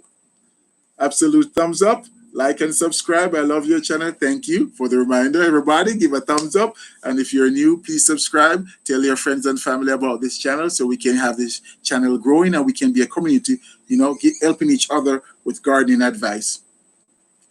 Okay, we have our Prince Billy. Blessings, Audra. We have Paituka Moore. Hello, thank you for sharing your videos. I have a lot of ants under my date palm. I'm just using dish soap with water, but it's not enough. Okay. Well, again, I like neem oil. So no, for ants, no. Neem oil wouldn't work for ants. Yeah, you would have to get something for ant. Try find in your local nursery or your big box store for something that deal with your ant. Something that deal with your ant. And you want to make sure that you're killing the ant in the ant hill. Okay? So if you're spraying them, a lot of time you spray the ant and it just stay on top and the ants just dig further down. But I find it more useful when I use granules because they'll grab that granule and they take it into the nest. And that's where everybody will die.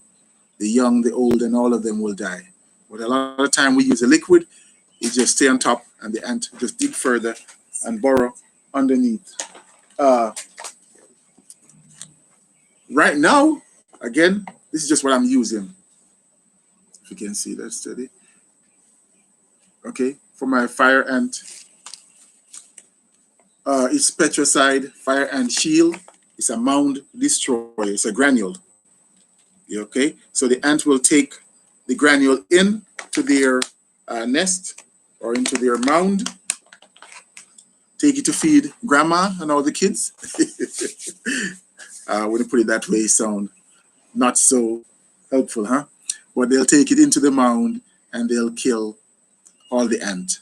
Okay. Okay, another one from Shelley Laurie. Thank you. I also hear the message. I'm definitely stressing too much about making the garden perfect, which eliminates the peace bringing aspect of it. Okay, right.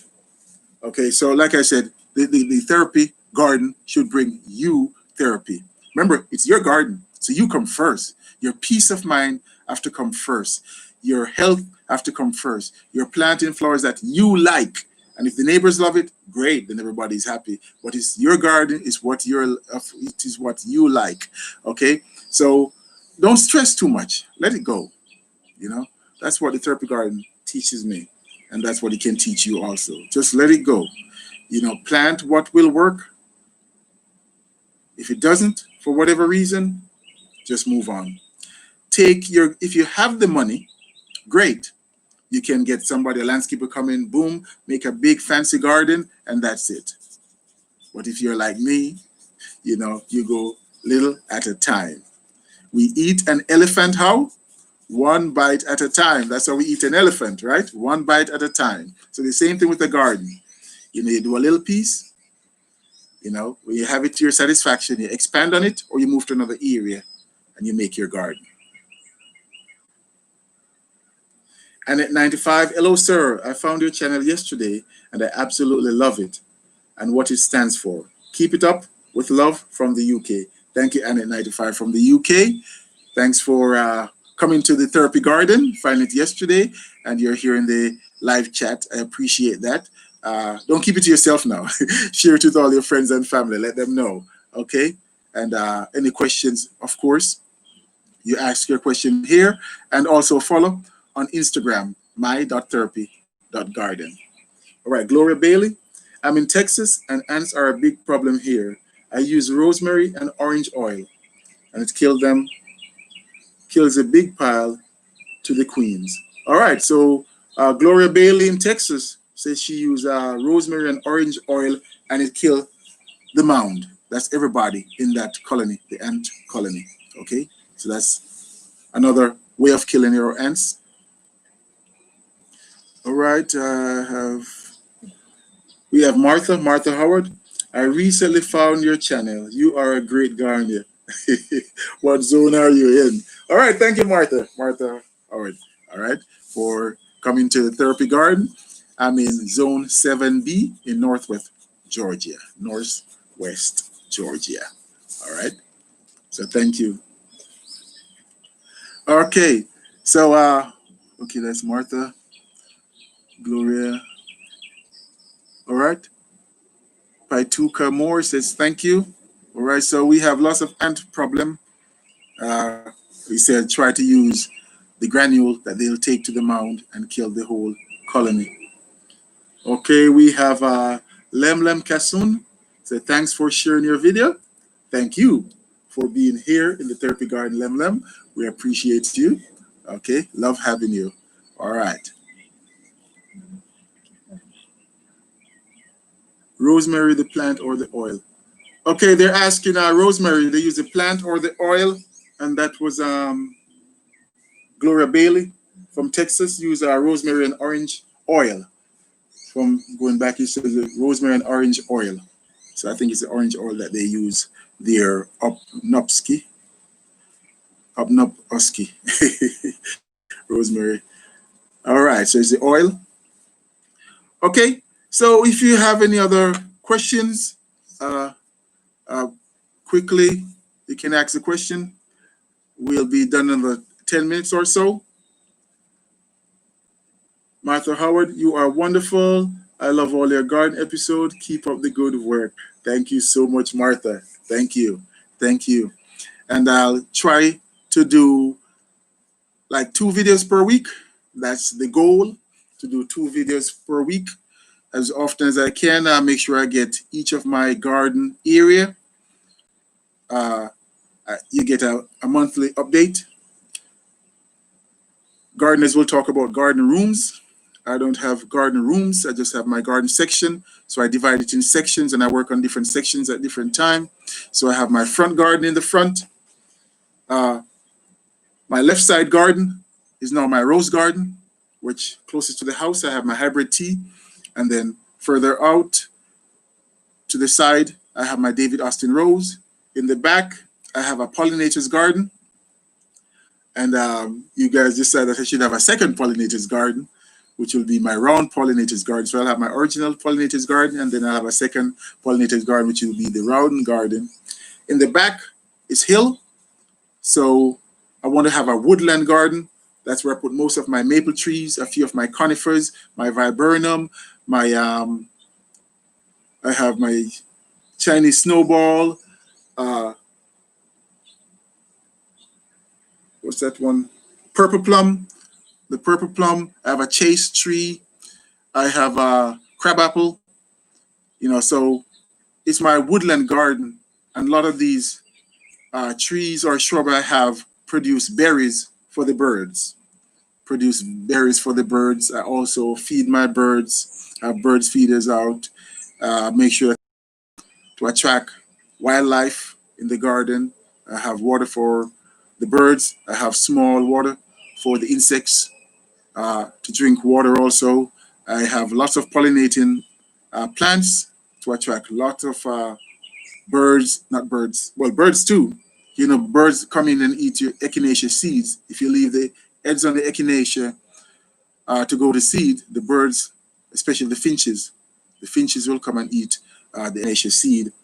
Of course, your wasp, your bees, your hummingbird, your moth, these are all pollinators and stuff that you attract to the garden. Okay, and on the side of my garden, the right side, I have my conifer garden, and then I just have what I call the east side garden, which is a herbaceous border that I have on that side. Most of the plants are shade loving plant, but there's no shade there. They just get morning sun and afternoon shade. All right. Z said, I bought 8 David Austin, but the delivery was delayed. Okay. Delivery was delayed for you, David Austin. Okay. Because I quickly spotted them, but I can't plant them. Okay. A lot of time with the David Austin rose, like I said, you at this time of the year, you won't get any bare root rose. You'll get the potted rose. And the potted rose take a longer time to be shipped than the bare root rose. But your David Austin rose will be coming. Z is in Palmdale, California. And you have the same soil I do there, Z. You have the clay soil. So make sure you amend the soil before you plant those David Austin roses. But you're going to love them. You're going to love them when they come. Potted roses can be planted anytime during the year. It's just the bare root rose which you plant in the spring. And like I said, most time, even if you're trying to get it mail ordered or online, you're going to get potted rose if it's during the year. Other time it's in the spring, which will be bare root roses. All right. What do you recommend for powdery mildew? Aminda Lord. What do you recommend for powdery mildew? For powdery mildew, you're going to use a sulfur. They used to use sulfur spray back in the day. I used to watch these English garden shows, and this big garden in England, Kew, they use sulfur spray, which is this powder. It's like a dusting of sulfur on the leaves. But what you'll find here is sulfur. It's some sulfate, because it's a liquid, so it's not pure sulfur. It's a sulfate solution, and you spray your roses with that to get rid of your rust. All right, and I know that Bonide, that's the one I bought the other day. Bonide, copper sulfate. There we go. Bonide is a manufacturer, and the product is copper sulfate. It's a liquid and it's organic. You spray that on the leaves, again, preferably early morning, so you get time to dry, so you don't want to attract more fungus or rust or mold on the leaves. All right, another question from Z. Is it too late to plant my bare root David Austin? I currently have them potted. They were delivered to me in late May. Okay, because they're in a pot for some time now, Z, you can plant them. It won't be too late because they're in a pot. You say you get the bare root roses, you couldn't plant them at the time, so you put them in a pot. And I'm pretty sure they're growing by now. They have leaves and all of that. So they're just like a potted rose. So yes, you can go ahead and plant it now. Plant it in a sunny area and make sure it's watered every day until you can see that it have new shoots growing. Then you can back off the water a bit to like every second day as we approach summer. Laura, hi, I was a person from the UK building a garden gate, and we were asking about cottage garden. I keep having to go, but I just wanted to thank you for sharing your lovely garden and your knowledge. Thank you so much, Laura. Thank you. And yes, Laura asked about the garden gate and cottage garden. She wanted to build a cottage garden. And I told her, so I can share with you now, that I didn't have a theme for my garden. I just started a garden on this side, and then I put one rose in, and then I put a second one. And then I was like, why not a rose garden? And as I get other roses in, I need companion plants. And that's the next video, which should be coming out, the companion plants that I have for my roses. So I get companion plants. And I was telling her that my garden, the rose garden side, is taking on a cottage garden feel. It's taking on that theme of an English cottage garden. And that's fine. Sometimes your garden lead you in a direction. Okay, sometimes you plan it, but the garden going to tell you the way it want to go, and the garden will go that way. So just go with it. Don't fight it. Okay, so the garden, my rose garden is taking on a cottage garden feel, and I love it because some of the things with cottage garden is that you put a whole lot of plants in the garden, and the garden just have a burst of color. Okay, a riot of color, and All these plants in the garden will shade out the weed. So you have very little weed, and you need very little weed in a cottage garden, because most of the plants will shade out the weed. Okay, and especially with the roots, with the roses, it will keep the roots of the roses very cool. Okay, plus it will hide the legs, the legginess of the roses. When the rose gets too tall and gangly, okay, it will hide the legs of the roses. Okay, so you have a whole lot of shrubs or herbs that you plant in your cottage garden. You plant it thick to hide the legs of the roses, and so that garden So will be you already very answered. beautiful. You already answered about the squirrel. Okay, Martha Howard, I have a problem with squirrels. What can I do to stop them from digging my garden beds and eating the seeds that I drop? The seeds that I drop. Okay, we talk about squirrels and chipmunks. You can get deter away, or no, deter all. Deter all, that will cover a host of animals that it deter. And that's what I use, and I used it yesterday. I don't know how well it will work. All right, so I can tell you about next week or so. But deter all, or some deterrent for squirrels, chipmunks specifically, that you can use.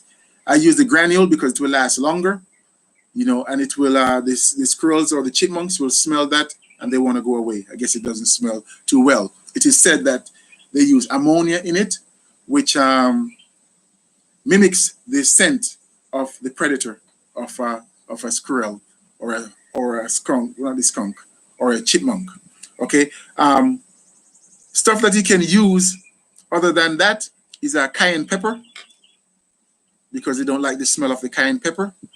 So you crush the cayenne pepper and sprinkle it around the garden bed. Also garlic, they don't like the smell of garlic.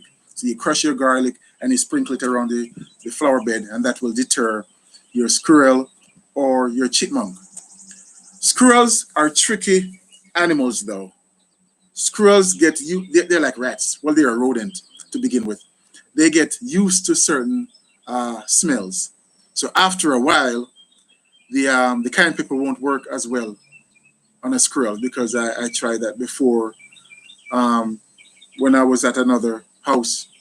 My first 2 years, I had squirrels there, and I tried the cayenne pepper. It worked for a minute, and then afterwards, the squirrels get used to it and they just come right back. So you have to change things. So I would use one stuff first, say the cayenne pepper, let that work for the first week or the first 2 weeks, the first month, and then go to garlic. I wouldn't use both of them at the same time for their nose to get used to the smell. Okay, I think she asked you, where do you buy that? whereby the ant. Mm-hmm. Okay, where did you buy? Okay, and organized by Darcy, talking about the fire ant killer. I got that at Home Depot. I think it's Home Depot. Let me see. Yeah, it's Petricide. Yeah, you get it at any of the big box stores. Petricide anti-mound killer. Yeah, you can get it at Lowe's, Home Depot, Walmart, any of the big box store, or your smaller garden supplies. You can get it there.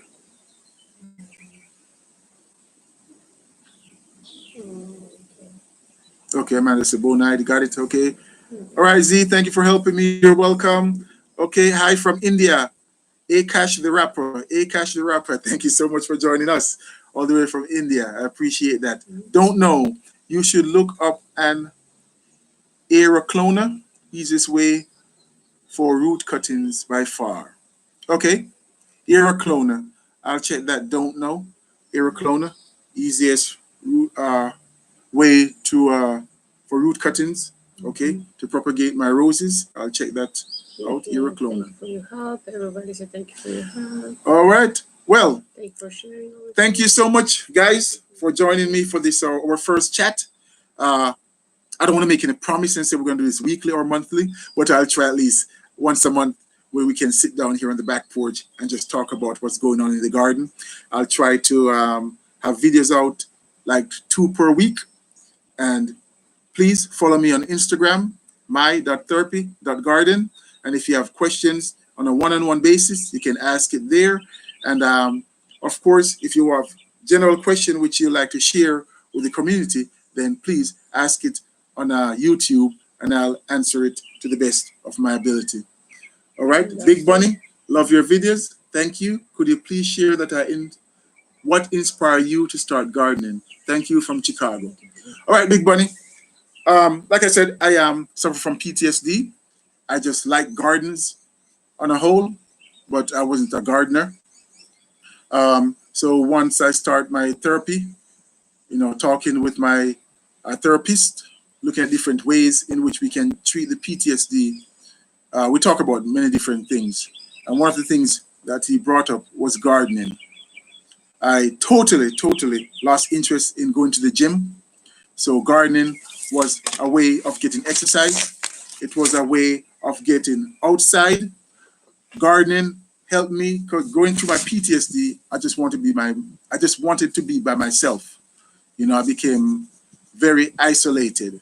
So gardening helped me through that process. So I could be by myself and doing something, getting exercise and doing something. And then I find that, doing that, somehow I like being outside. I start getting positive feeling, building my self-esteem once I see my garden start growing, plants are flourishing. I find that I'm liking it. I find I like the feeling that it gives me. Um, my stress is being reduced, and as I keep gardening, I find that my patience, I develop patience because I cannot control everything, so I have to release control to a higher power or to Mother Nature, and let her take over. So that's what drew me into gardening. It was therapy for my PTSD, and I find that especially once I put my garden on YouTube, there are other people going through the same thing. So I can share that yes, it does help me reduce my anxiety. It does help me reduce my stress. It does help me with my patience. It does help me with even vitamin D. I was deficient in vitamin D. And just being out in the sun now, helped me boost my vitamin D, which boosts my calcium level, which boosts my immune system. You see how it works? So, it's helping all around. Okay? If you have anything else, you can ask if you want a more direct answer. Thank you. All right, I want to thank everybody in in the chat that share this first live back porch chat with me. I really appreciate you taking the time out to spend some time with me. Okay, I really appreciate that. Um, Thank you so much.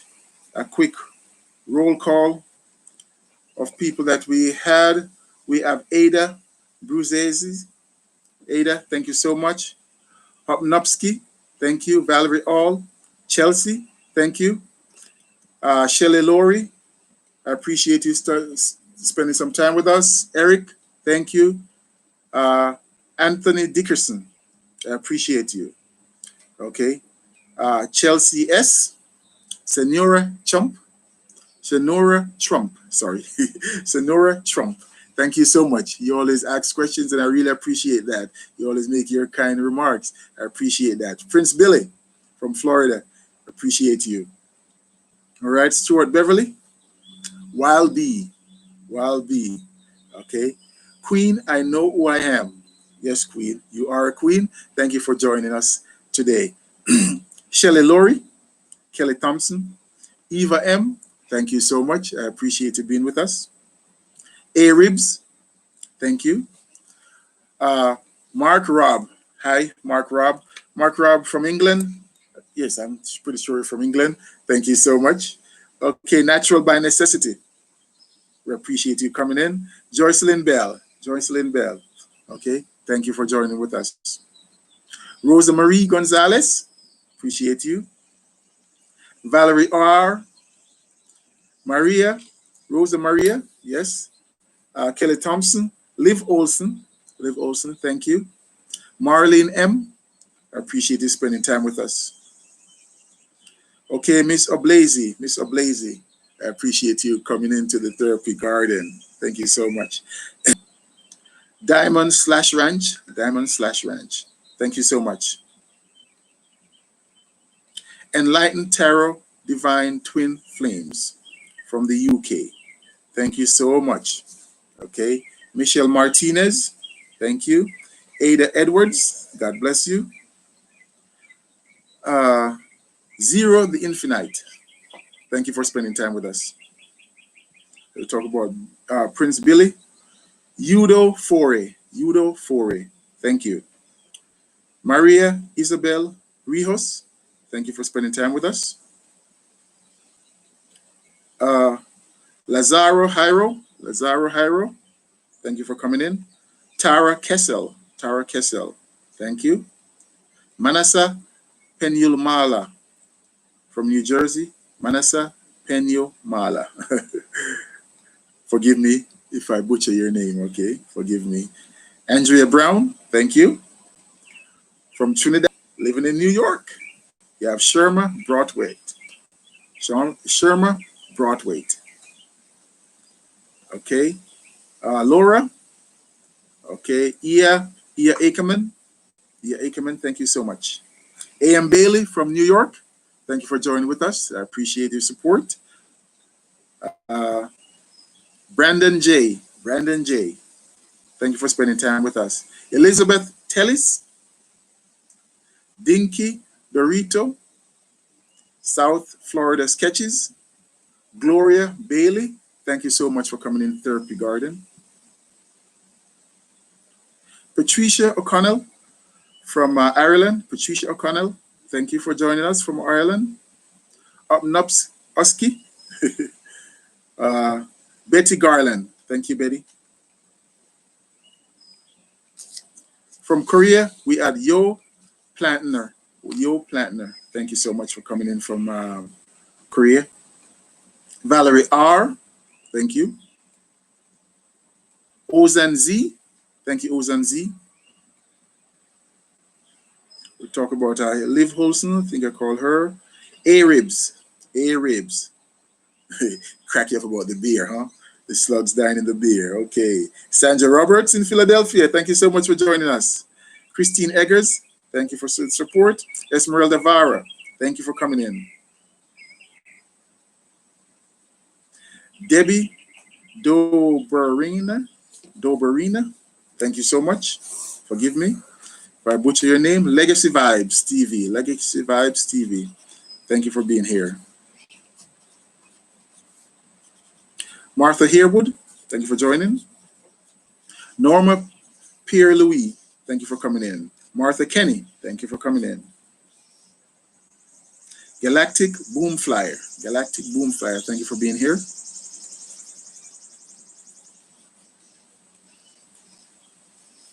Okay, Shinitra Howard, thank you for being here. Forgive me if I butcher your name. Abel Castro, he said that a bonsai tree can help take the pain away. Of course, any gardening and bonsai is very zen-like. You know, I do topiary.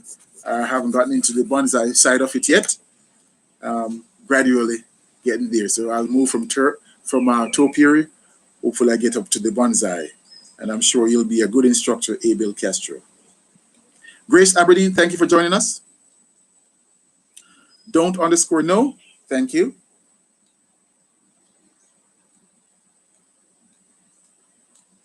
All right, Casia Sagon.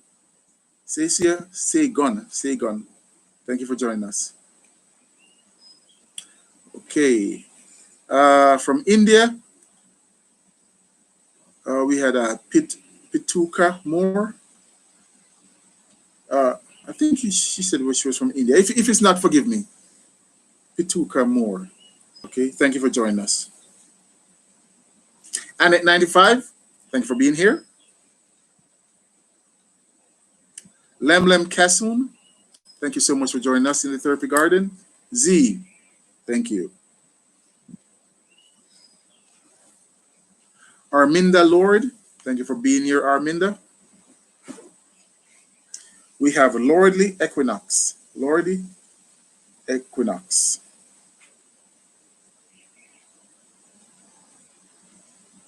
Dolo M, thank you so much for joining us in the Therapy Garden. Big Bunny, I appreciate you, man. I appreciate you, Big Bunny. Okay, Akash, the rapper from India. I appreciate you spending time with us, Akash. Spinel, thank you for checking in with us, Spinel. Organized by Darcy, thank you so much for joining us. Organized by Darcy. Elia Bowles, Elia Bowles, thank you. Tara Lovina Smith, thank you so much. And we have someone from Japan. Comments was, I am Japanese. Then he write in Japanese language. I'm not there yet. Konnichiwa, konnichiwa.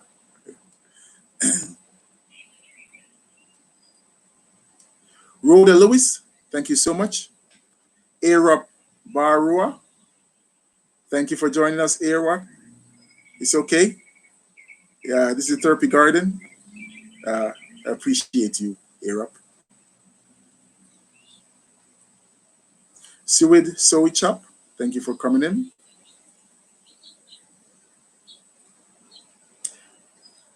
We have Sue Hurd from Pennsylvania. Gwendolyn, thank you so much. Delight 374, thank you. Emily Ridgway, thank you. Dewey, maybe Dewey Kutch, thank you so much. Michelle Shandl from Minnesota, thank you for joining us. Goddess Frost from Eugene, Oregon, thank you. Surrender Kumar, hello to you too.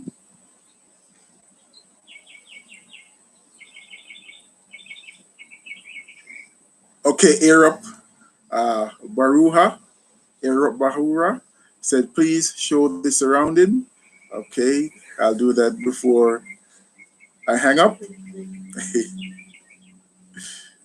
Okay, you're from India. I appreciate you spending time with us. Surrender Kumar in the Indian Army, thank you. You guys are great. Spend time with the Indian Army. At an undisclosed location. Ava Huds, HDZ, Ava Huds from Houston, thank you so much. And Miriam Elikani from Zambia, welcome. Wow. I'm not sure of the time difference, but you might be waking up at night to spend time with us. I appreciate that. If we're on the same time, that would be awesome. But anyway, I appreciate you all. Thank you so much for joining the Therapy Garden. We're playing in the dirt to take away the hurt. Thank you. God bless you. We'll talk again. And for one-on-one, please follow on Instagram, my.therapy.garden. God bless you. And at the request, I'll just give a quick tour of my surrounding. Okay. Okay, and I guess I can use a phone. Thank you all. You can do that? Or, I don't know if you, I'll do it on the computer. Yeah. Let's take this computer up. Like I said, I'm on my back porch. I have right beside me here, I make a topiary, a Monterey cypress.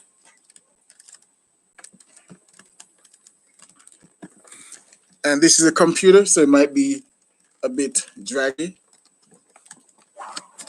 Another topiary. It's a lemon cypress topiary. I have my maples here in pot. My Japanese maple. And there's a video of my back porch, my conifers and my maples.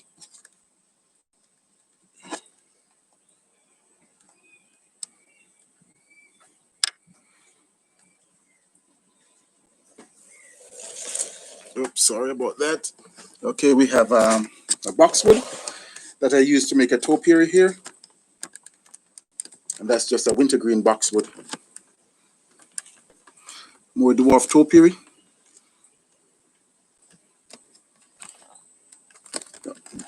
That's a dwarf conifer. I said topia, dwarf conifer. Variegated leaf lavender here, which is not flowering yet. And that's my hill. There's lots of Japanese maple, viburnums, azalea. My bird houses I just put up there. My little vegetable patch with my tomatoes and all that. Right on the back porch here, my pollinator's garden.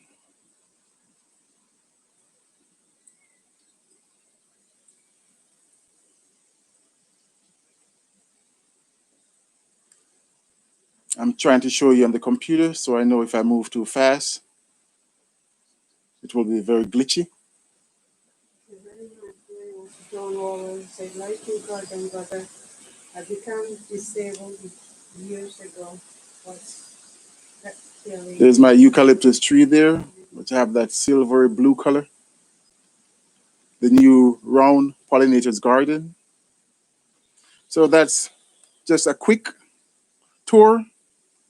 If you need to see a complete tour, please check out all the videos on my therapy garden to see a complete tour. And we'll be making more June. Oh, it's almost the end of June, so the 27th.